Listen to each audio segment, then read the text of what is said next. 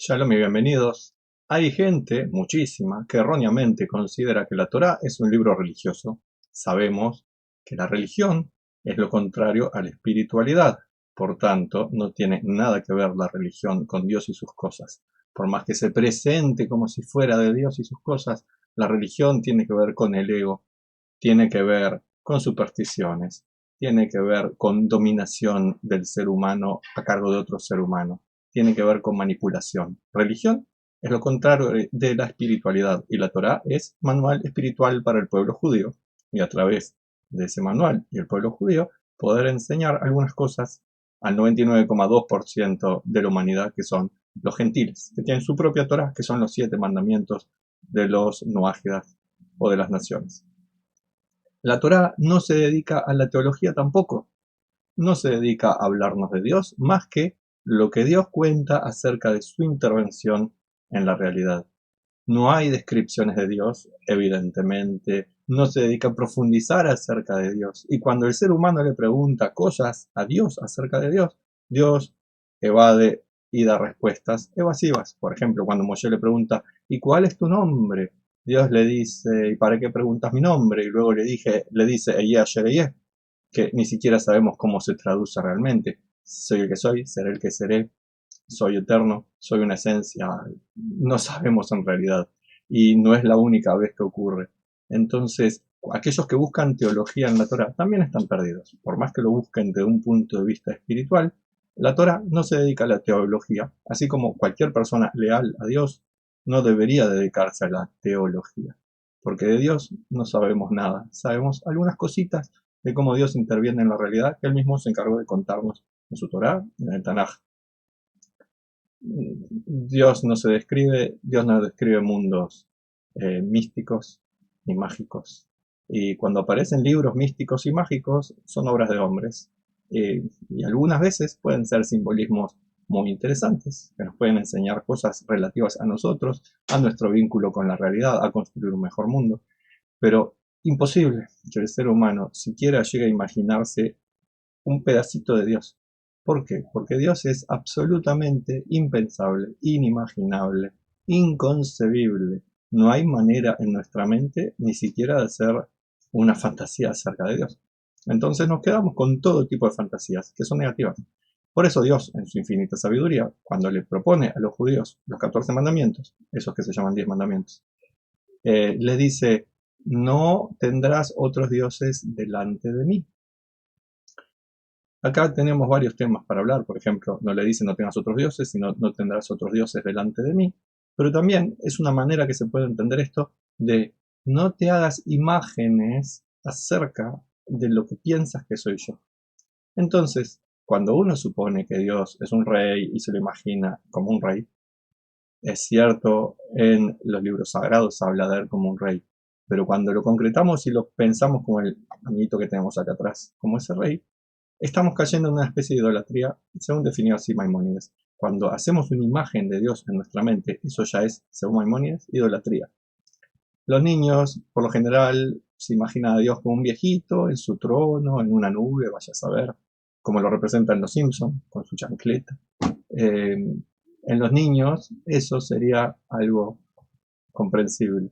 Pero cuando la gente grande seguimos creyendo en estas cosas, en dar una imagen a Dios, concretizarlo, hacerlo algo que lo represente, estamos cayendo en terribles errores que nos llevan a terribles errores humanos.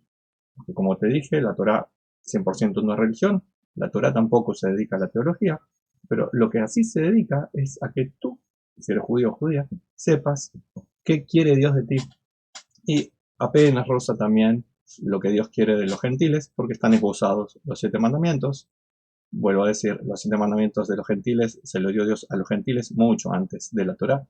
La Torá es para los judíos, por tanto, no tiene Dios por qué estar diciendo ahí los mandamientos de los gentiles, pero se esbozan rápidamente cuando hace un reconto de cómo nació el pueblo judío. Se los esboza los 7 mandamientos. Es un libro donde Dios explica cómo quiere que vivamos. Es cierto que aparecen rituales, es cierto que aparecen mandamientos con respecto a él, que muchas veces también, según dice Maimónides, son para contrarrestar las ideas negativas que tenemos, son para encaminarnos a pesar de todos los errores que ya cometemos. Porque la gente se dedica a la idolatría, se dedica a la religión, se dedica a perder su camino, a adorar el ego en distintas formas, a tratar de dominar, a controlar aquello que no puede dominar y controlar. Y entonces uno termina en un caos, en una confusión mental y emocional.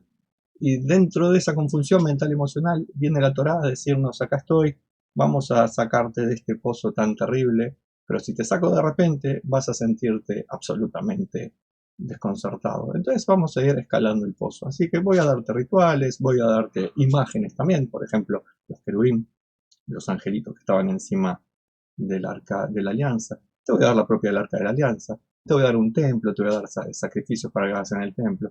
Como una forma de decirle al ser humano, en este caso al judío o judía, decirles, bueno, ustedes están en este pozo, es lo que conocen, lo de este pozo. Bueno, vamos a ver qué de este pozo podemos ir usando para ir escalándolo.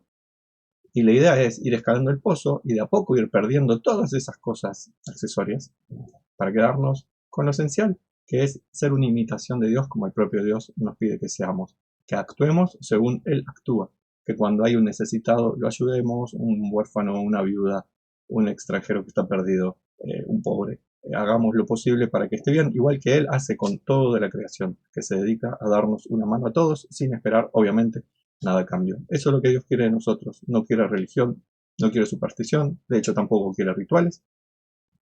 Como te dije, muchísimos de los rituales tienen su sentido en el contexto en que fue dada la Torá.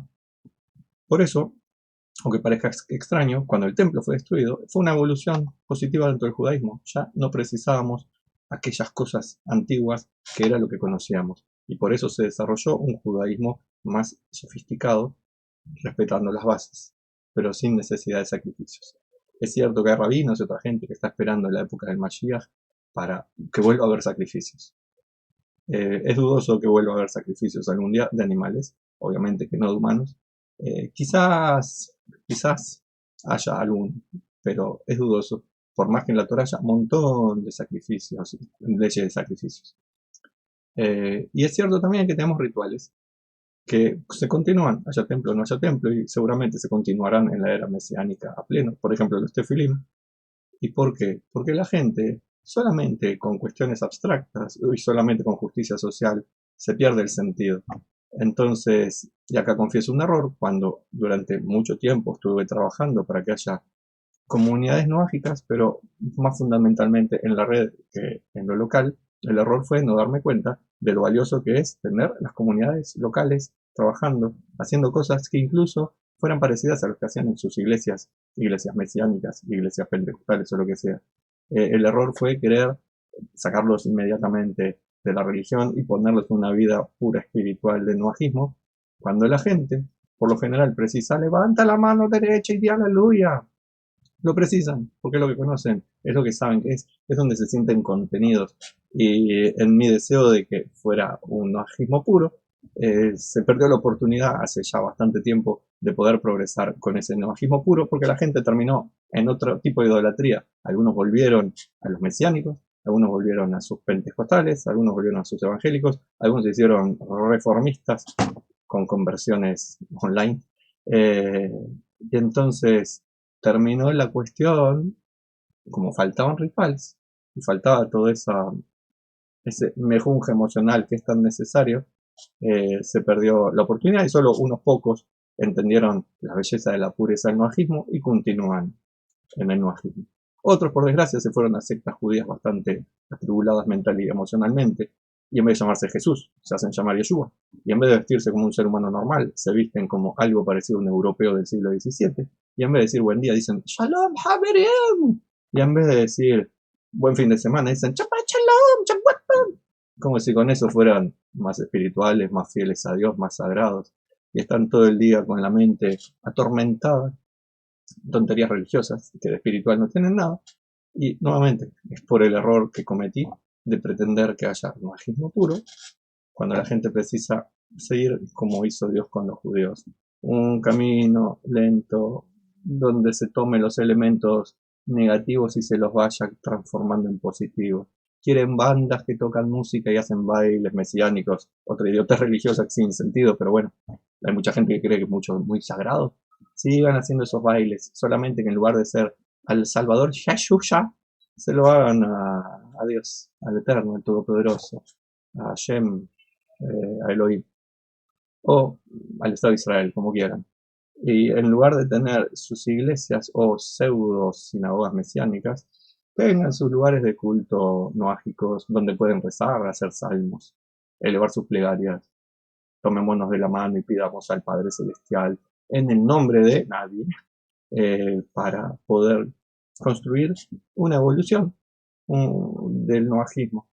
Quizás se pueda dar la oportunidad, no lo sé, quizás alguien lo está haciendo ya de una manera coherente y concreta, de poder ir sacando a la gente de las religiones. Lo mismo pasa con todos aquellos atribulados con religiones, no solo los que se perdió la oportunidad de ser mágicos, que sigan buscando teología y cosas por el estilo. De mi parte les deseo lo mejor, shalom y bendición.